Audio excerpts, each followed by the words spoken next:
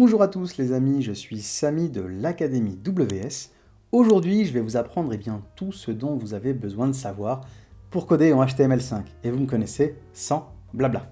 Mais avant d'aller plus loin, revenons quelques instants sur le langage le plus populaire du web.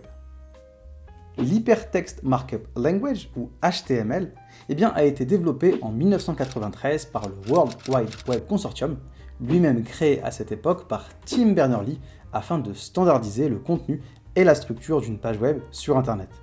On parle alors de langage de balisage. Alors pourquoi avoir pensé à un tel langage à cette époque ? Tout simplement car publier de l'information à l'échelle mondiale nécessitait l'usage d'un langage universellement compréhensible par tous les ordinateurs, et c'est pourquoi nous l'utilisons aujourd'hui sur le World Wide Web que nous connaissons. Alors nous pouvons entre autres publier des documents en ligne possédant des titres, du texte ou encore des tables, des listes, des photos, etc. etc.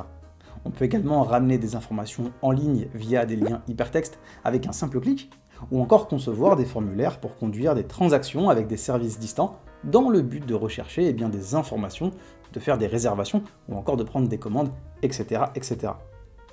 On peut par exemple inclure des feuilles de calcul, des séquences vidéo ou sonores, ou d'autres applications directement dans nos documents. Depuis les années 90, le HTML a connu plusieurs évolutions pour arriver à une version plus aboutie en 2014 que l'on appelle le HTML5, dernière version d'ailleurs en date aujourd'hui.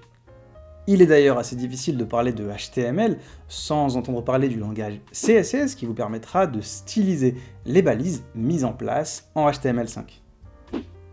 Et oui, un site en noir et blanc n'a jamais été une bonne vitrine, soyons clairs. Alors dans les prochaines vidéos, vous découvrirez les concepts clés du langage HTML5 et bientôt, gérer la structure de vos pages n'aura plus aucun secret pour vous.